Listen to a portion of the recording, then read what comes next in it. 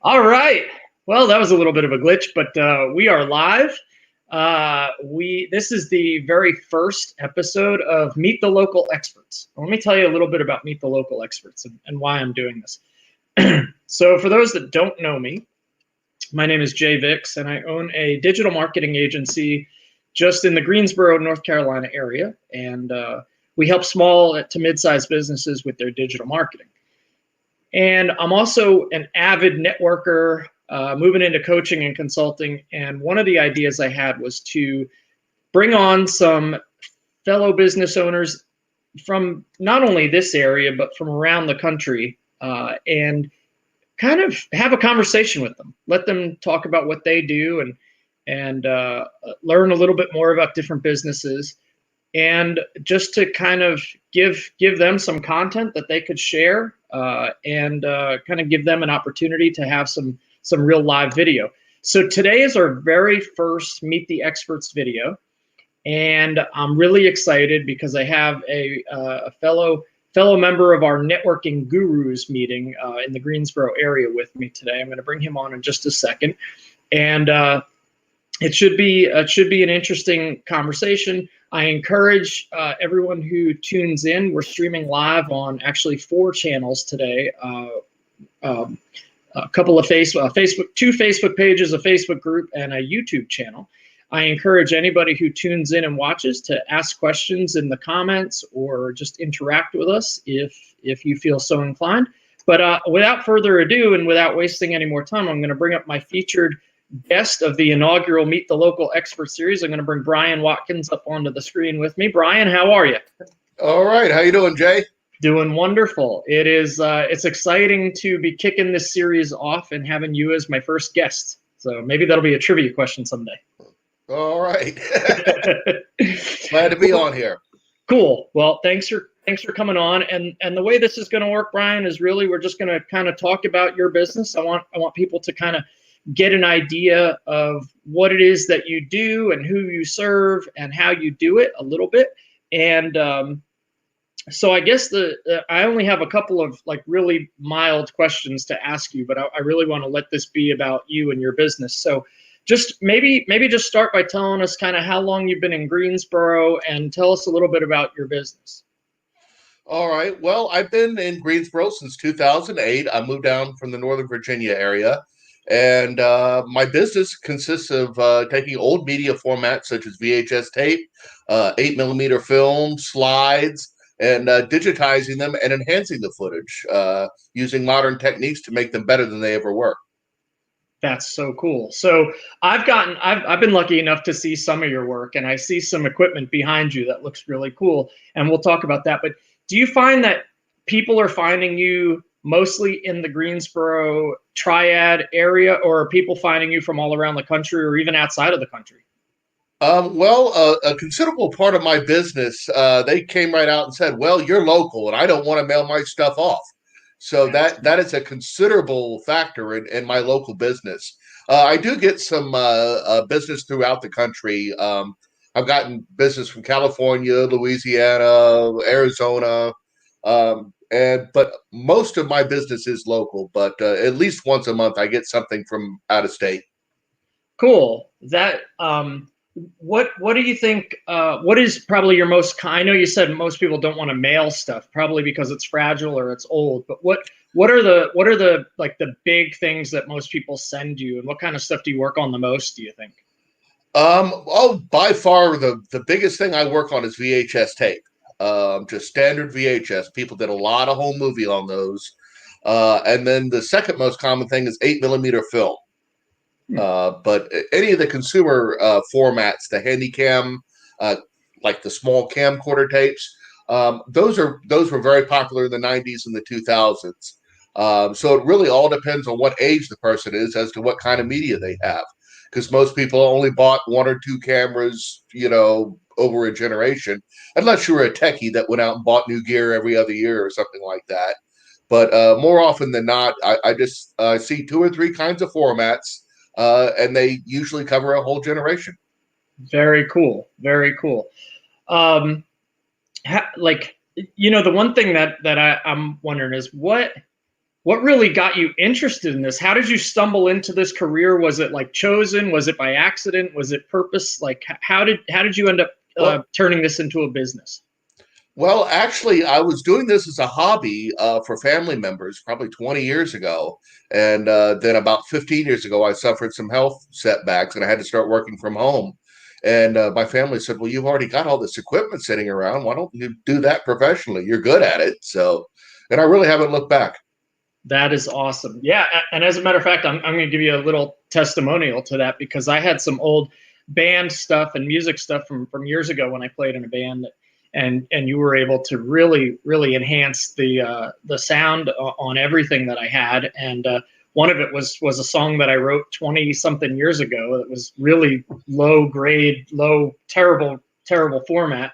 And you were able to kind of remaster it for me, and it sounds great. I love it. I actually put it up on SoundCloud shortly after that. So thank you again for that. Oh, okay. Just want to say hi. We did just get a comment from Mike Stipanoff, who we both know. He's listening in. Hey, Mike. We hope you're doing well today. All right. Let's see. So you said you started this kind of on the side about 20 years ago, and it was just kind of you fell into it almost because you were doing it for friends and family. Tell me about some of the equipment you own, and maybe spotlight maybe like the coolest piece of equipment that you have. All right. Well, we'll start with the coolest piece of equipment I have, and it's directly behind me. It's that giant reel-to-reel tape machine that was made by Akai in 1971, so it's a nearly 50-year-old unit. It weighs 65 pounds, and it was a professional tape machine, so it was made for broadcast use.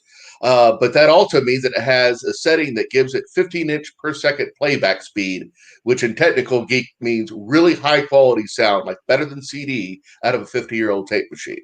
And it's one of my main sources of listening even now. That is super cool. Tell us about some of the other equipment that you use regularly. Well, the most frequent things I use are either my industrial VCRs or my 8mm film scanner. I've got a device that actually scans in 8mm film frame by frame. It's a tedious process, but for example, for a 3-minute reel of film, that takes a half hour to scan in. But you get this amazing full high def footage once you've waited that time. And it's certainly worth it. But it's very tedious, though. Like I said, very time consuming. About 10 minutes for every 1 minute of actual footage when you're dealing with old film. Okay. Well, that's wild. It's amazing that the time that you have to put into doing this. Now, I know you've mentioned to me that sometimes you've gotten things that are like old and brittle. What are some ways that you kind of handle with care, so to speak? I don't know how else to word it, but what are some things that you do to make sure that you don't do further damage to something that somebody gave you that was already slightly damaged? Well, the main thing is to be careful, and that is very specific when it comes to the old films, especially the ones from the 1940s. Actually, I handled some color film footage from 1937, and it was the first year color was commercially available, and that footage was not delicate at all. And I've handled footage from the mid-50s that was so delicate it would break as you were trying to load it in the machine. I wasn't actually able to successfully get it all the way through. So that's only happened a couple of times as far as that severe deterioration, but it's something you have to be mindful of. Wow. So would you say like your number one project that you get often is like families home old movies, like older movies? Oh, by far, but sometimes it's newer video cassette formats because we had videotape all the way up until the digital age. Right. They had little bitty like DVC Pro tapes, hardly bigger than a postage stamp, and you could get an hour's worth of videotape on those, and those continued until the late 2000s. So yes, it's mostly old stuff, but every now and again I get some newer footage. Okay. All right. Well, that's pretty cool. So now I know also, and I want you to fill in everybody on this because I think this is really cool. One of the things that you're doing right now is you've created kind of a web video series for YouTube, like a channel and playlist of a bunch of I think you call it the Vintage Tech Spotlight. Yeah. So talk to us about that and where people can find that and what they might experience when they watch some of your episodes. All right. Well, what I've done is there are a lot of videos online, specifically from guys like the Oddity Archive, and there's a man out of England called Techmoan, and he's generally considered like the industry leader in technical videos as far as the old tech. But what I've done is I went a little bit of the opposite direction. These guys try to be as comprehensive as possible, and for someone that's not really into the technology or familiar with it, it can be a little boring. So what I try to do is I try to consolidate, try to make it concise, so someone who's not a tech person can sit here and watch something that's between 5 and 10 minutes long that gives a brief but detailed explanation of whatever type of media they're working with. And I've just completed my 8th episode, and I generally do one every week. That is so cool. Where now this is on your YouTube channel, right? Correct. It's a YouTube, and there's a playlist that automatically updates every time I add a new episode. But just look for Vintage Tech Spotlight, or go to the Digital Restoration Services YouTube channel, whichever. Perfect. Digital Restoration Services YouTube channel, and it's the Vintage Tech Spotlight. So if anybody's looking for that, while we were doing that, I'm going to put up a comment up on the screen from Mike Stipanoff. He said, Brian did 8 or 10 reels of family movies on 8mm sound film, which only was used for a few years before VHS. He put them on a thumb drive, and I sent them to my kids. They are now preserved forever. Excellent job. So very cool. So Right. How, I know we've mentioned the YouTube channel and the Vintage Tech Spotlight. Tell us some ways that if somebody does see this video, how do they reach out and get a hold of you, and how do you start the process of working together? Well, generally, my contacts start with either a phone call or an email, and people tell me what they have. Sometimes they don't even know the type of tape they have. They just say, I've got these little bitty tapes, and I'll get into a brief conversation with them to get them to describe them. Or if they can't, quite get it worked out that way, sometimes they'll send me a picture over their phone. I'll identify what they've got. We figure out how much footage. We talk about pricing, and if they're still interested in moving forward, I have them set up an appointment, and they can either bring it out or mail it in to me, whichever. Very cool. I just quickly, while you were talking about that, I forgot to capitalize the D there, but I got Digital Restoration Services Vintage Tech Spotlight on YouTube so that people can find you. And one other thing that I'd like to put on the screen for just a quick minute, your website, is that digitalrestorationservices.com or? That's correct. Okay, so Digital Restoration Services.com. I should have done this before we started, but I didn't, so it is what it is. Right. But we'll put that up there too. Digitalrestorationservices.com to find you. Tell me anything else that maybe we might have missed, or any cool projects you've worked on recently before we wrap up, just to kind of give people an idea of what something else that you've done that might be really cool. All right. Well, actually, one of my favorite clients was a guy. He was a lion tamer, and there was a number of either homemade performances or TV performances from like the late 70s or early 80s that he was on. Whoa. And I did about 8 or 10 hours of his big cat handling footage, and it was just really neat having the guy sitting right next to you who you saw command these big beasts around. And so I just thought that was pretty neat. That is wild. I bet that gives an interesting twist on this new tiger movie on Netflix that everybody's talking about. The tiger thing. So yeah. Well, cool.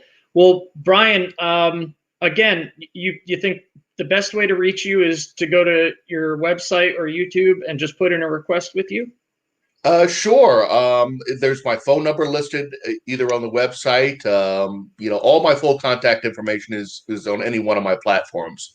So any way you choose to see me, you'll have access to my email. You'll be able to call me, literally however you want to do it. Awesome. Well, I will attest, and it sounds like Mike Stipanoff attested. Oh, and something else that popped in a few minutes ago that I wanted to make sure I read too, just as a further testimonial for you. Our friend Rob Leonard had written in, I think, to your Facebook page, and I saw it, that he had said that hospice had just been called in, and his mom wanted to talk about several family members who were deceased. He wanted to give, I'm just going to read it in his words. I wanted to give my mom an opportunity to see these people again, either in photos or some home movies we had taken years ago. I had some old VHS tapes, but they were old and damaged from being stored in a hot attic. Brian was able to take these old home movies and put them on a thumb drive so we could take a laptop to my mom's room and show her these treasures. To steal MasterCard's tagline, "It was worth every penny I paid Brian to see her reaction. It gave us a special memory with our mom just before she died, and that was priceless." So really, in essence, I mean, the work that you're doing, sure, there's a lot of technical work and a lot of time-consuming, very technical, very fragile things. But really what you're doing is you're giving people hope, you're giving people their memories, you're basically allowing people to feel really good in a time when maybe they're not always feeling really good. Yes, I fairly frequently have people that come to me and say, "Well, my brother just died, and they don't have a VCR at the funeral home, and so and the service is tomorrow. Can you help me?" And of course, I drop everything I'm doing in a case like that. I make absolutely sure that whatever they bring me is going to be ready in time. And another thing that I see quite often, I do what's called a memory care slideshow. And that's for people with early onset dementia. And it's basically a collection of their favorite pictures. And then I have them and their family come in and narrate that. And I make a video. That way they can just watch that every day. And it's like, "Here, Mom, here's the house we grew up in. Here's our little dog, Frank." And the senior could just watch that every day. And it's a known fact that just watching old videos, and this doesn't mean for just dementia patients, just in general, watching old movies helps bring back old memories, because seeing this one thing will remind you of 5 others. And for people that are suffering from early onset dementia, the doctors do recommend looking at your old home movies and pictures a lot. And this makes a very convenient way to do that. Awesome. Awesome. Well, Brian, thank you so much for coming on. Listen, anybody who's watching, if you want to get a hold of Brian, you can go to his website, digitalrestorationservices.com. You could go check out his Vintage Tech Spotlight on YouTube. It doesn't matter if you're in Greensboro or in North Carolina or anywhere in the US. If you've got old movies, old film, old pictures, any type of old media that needs to look new or play on a new modern format, he can put things on a USB drive for you. So give him a call and he'll give you a price, and I guarantee that price will be fair. And Brian, thanks so much for coming on today. All right. And thank you for having me on, Jay. I appreciate it. Absolutely. You take care. All right. You too. Bye-bye. All right. Thanks. Bye. Well, thanks everybody for tuning in to the first episode. Brian did great. Again, if you want to get a hold of him, it's digitalrestorationservices.com, Digital Restoration Services Vintage Tech Spotlight on YouTube. I know him from the Greensboro area. I can attest that he will do really good work. Listen, if you want to come on a future episode, if you want your business spotlighted, we will do it. So just reach out, jay@jvimobile.com, or go to the howto.agency. Or just write us on our Facebook page. Until the next episode, which we're working on several new ones, we'll see you soon.